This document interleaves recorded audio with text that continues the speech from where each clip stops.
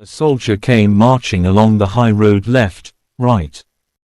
A left, right. He had his knapsack on his back and a sword by his side, for he had been to the wars and was now returning home. An old witch met him on the road. She was very ugly to look at, her bottom lip hung down to her breast. "Good evening, soldier," she said.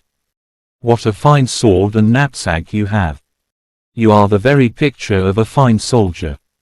You ought to have as much money as you can carry." "Thank you, old witch," said the soldier. "Do you see the great tree there?" said the witch, pointing to a tree beside them. "It is hollow within. You must climb up to the top, and then you will see a hole through which you can let yourself down into the tree. I will tie a rope round your waist, so that I may be able to pull you up again when you call." "What shall I do down there?" asked the soldier. "Get money," answered the witch. "Listen, when you reach the bottom of the tree you will find yourself in a large hall. It is light there, for there are more than 300 lamps burning. Then you will see 3 doors, which you can open. The keys are in the locks. If you go into the first room, you will see a great chest in the middle of the floor with a dog sitting upon it. He has eyes as large as saucers, but you needn't trouble about him. I will give you my blue check apron, which you must spread out on the floor, and then go back quickly and fetch the dog and set him upon it. Open the chest and take as much money as you like. It is copper there. If you would rather have silver, you must go into the next room, where there is a dog with eyes as large as mill wheels. But don't take any notice of him, just set him upon my apron, and help yourself to the money. If you prefer gold, you can get that too, if you go into the third room, and as much as you like to carry. But the dog that guards the chest there has eyes as large as the round tower at Copenhagen. He is a savage dog, I can tell you, but you needn't be afraid of him either. Only, put him on my apron and he won't touch you, and you can take out of the chest as much gold as you like." "Come, this is not bad," said the soldier. "But what am I to give you, old witch, for surely you are not going to do this for nothing?" "Yes, I am," replied the witch. "Not a single farthing will I take. For me you shall bring nothing but an old tinderbox which my grandmother forgot last time she was down there." "Well, tie the rope round my waist," said the soldier. "Here it is," said the witch, "and here is my blue check apron." Then the soldier climbed up the tree, let himself down through the hole, and found himself standing, as the witch had said, underground in the large hall, where the 300 lamps were burning. Well, he opened the first door. Ugh, there sat the dog with eyes as big as saucers glaring at him. "You are a fine fellow," said the soldier, and put him on the witch's apron, took as much copper as his pockets could hold. Then he shut the chest, put the dog on it again, and went into the second room. Sure enough there sat the dog with eyes as large as mill wheels. "You had better not look at me so hard," said the soldier. "Your eyes will come out of their sockets." And then he set the dog on the apron. When he saw all the silver in the chest, he threw away the copper he had taken, and filled his pockets and knapsack with nothing but silver. Then he went into the third room. Horrors! The dog there had 2 eyes, each as large as the round tower at Copenhagen, spinning round in his head like wheels. "Good evening," said the soldier and saluted, for he had never seen a dog like this before. But when he had examined him more closely, he thought to himself, "Now then, I've had enough of this," and put him down on the floor, and opened the chest. Heavens, what a heap of gold there was! With all that he could buy up the whole town, and all the sugar pigs, all the tin soldiers, whips and rocking horses in the whole world. Now he threw away all the silver with which he had filled his pockets and knapsack, and filled them with gold instead, yes, all his pockets, his knapsack, cap and boots even, so that he could hardly walk. Now he was rich indeed. He put the dog back upon the chest, shut the door, and then called up through the tree, "Now pull me up again, old witch." "Have you got the tinder box also?" asked the witch. "Botheration," said the soldier, "I had clean forgotten it." And then he went back and fetched it. The witch pulled him up, and there he stood again on the high road, with pockets, knapsack, cap and boots filled with gold. "What do you want to do with the tinder box?" asked the soldier. "That doesn't matter to you," replied the witch. "You have got your money, give me my tinder box." "We'll see," said the soldier. "Tell me at once what you want to do with it, or I will draw my sword, and cut off your head." "No," screamed the witch. The soldier immediately cut off her head. That was the end of her, but he tied up all his gold in her apron, slung it like a bundle over his shoulder, put the tinder box in his pocket, and set out towards the town. It was a splendid town. He turned into the finest inn, ordered the best chamber and his favorite dinner, for now that he had so much money he was really rich. It certainly occurred to the servant who had to clean his boots that they were astonishingly old boots for such a rich lord. But that was because he had not yet bought new ones.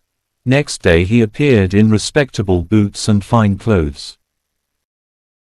Now, instead of a common soldier, he had become a noble lord, and the people told him about all the grand doings of the town and the king, and what a beautiful princess his daughter was. "How can one get to see her?" asked the soldier. "She is never to be seen at all," they told him. "She lives in a great copper castle, surrounded by many walls and towers. No one except the king may go in or out, for it is prophesied that she will marry a common soldier, and the king cannot submit to that." "I should very much like to see her," thought the soldier, but he could not get permission. Now he lived very gaily, went to the theatre, drove in the king's garden, and gave the poor a great deal of money, which was very nice of him. He had experienced in former times how hard it is not to have a farthing in the world. Now he was rich, wore fine clothes, and made many friends, who all said that he was an excellent man, a real nobleman. And the soldier liked that. But as he was always spending money, and never made any more, at last the day came when he had nothing left but 2 shillings, and he had to leave the beautiful rooms in which he had been living, and go into a little attic under the roof, and clean his own boots, and mend them with a darning needle. None of his friends came to visit him there, for there were too many stairs to climb. It was a dark evening, and he could not even buy a light. But all at once it flashed across him that there was a little end of tinder in the tinder box, which he had taken from the hollow tree into which the witch had helped him down. He found the box with the tinder in it. But just as he was kindling a light, and had struck a spark out of the tinder box, the door burst open, and the dog with eyes as large as saucers, which he had seen down in the tree, stood before him and said, "What does my lord command?" "What's the meaning of this?" exclaimed the soldier. "This is a pretty kind of tinder box, if I can get whatever I want like this." "Get me money," he cried to the dog, and hey, presto!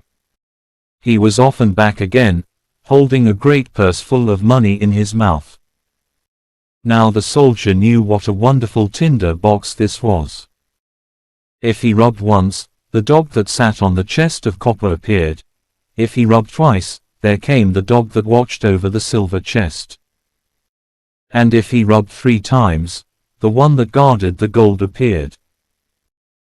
Now, the soldier went down again to his beautiful rooms, and appeared once more in splendid clothes. All his friends immediately recognized him again, and paid him great court. One day he thought to himself, "It is very strange that no one can get to see the princess. They all say she is very pretty, but what's the use of that if she has to sit forever in the great copper castle with all the towers? Can I not manage to see her somehow? Where is my tinder box?" And so he struck a spark, and, presto! There came the dog with eyes as large as saucers. "It is the middle of the night, I know," said the soldier, "but I should very much like to see the princess for a moment." The dog was already outside the door, and before the soldier could look round, in he came with the princess. She was lying asleep on the dog's back, and was so beautiful that anyone could see she was a real princess. The soldier really could not refrain from kissing her, he was such a thorough soldier. Then the dog ran back with the princess. But when it was morning, and the king and queen were drinking tea, the princess said that the night before she had had such a strange dream about a dog and a soldier. She had ridden on the dog's back, and the soldier had kissed her. "That is certainly a fine story," said the queen. But the next night one of the ladies in waiting was to watch at the princess's bed, to see if it was only a dream, or if it had actually happened. The soldier had an overpowering longing to see the princess again, and so the dog came in the middle of the night and fetched her, running as fast as he could. But the lady in waiting slipped on soft rubber shoes and followed them. When she saw them disappear into a large house, she thought to herself, "Now I know where it is," and made a great cross on the door with a piece of chalk. Then she went home and lay down, and the dog came back also, with the princess. But when he saw that a cross had been made on the door of the house where the soldier lived, he took a piece of chalk also, and made crosses on all the doors in the town. And that was very clever, for now the lady in waiting could not find the right house, as there were crosses on all the doors. Early next morning the king, queen, ladies in waiting, and officers came out to see where the princess had been. "There it is," said the king, when he saw the first door with a cross on it. "No, there it is, my dear," said the queen, when she likewise saw a door with a cross. "But here is one, and there is another," they all exclaimed. Wherever they looked there was a cross on the door. Then they realized that the sign would not help them at all. But the queen was an extremely clever woman, who could do a great deal more than just drive in a coach. She took her great golden scissors, cut up a piece of silk, and made a pretty little bag of it. This she filled with the grains of porridge oats, and tied it round the princess' neck. This done, she cut a little hole in the bag, so that the grains would strew the whole road wherever the princess went. In the night the dog came again, took the princess on his back and ran away with her to the soldier, who was very much in love with her, and would have liked to have been a prince, so that he might have had her for his wife.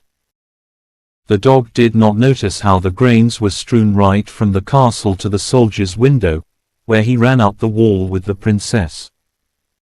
In the morning the king and the queen saw plainly where the daughter had been, and they took the soldier and put him into prison.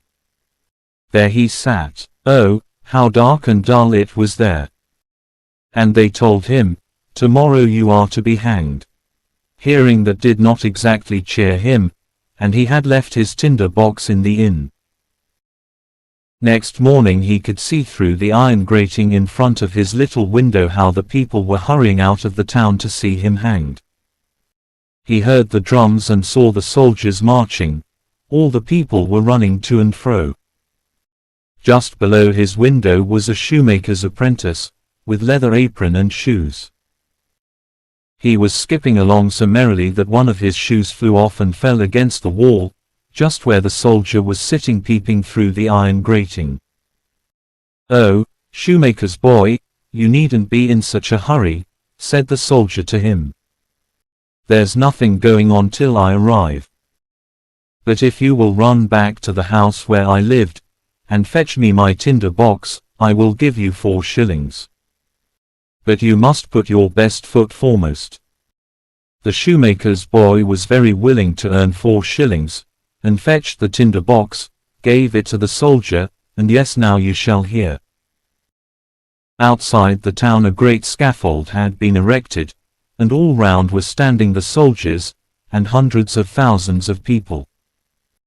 The king and queen were sitting on a magnificent throne opposite the judges and the whole council.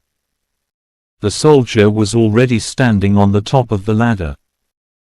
But when they wanted to put the rope round his neck, he said that the fulfillment of one innocent request was always granted to a poor criminal before he underwent his punishment.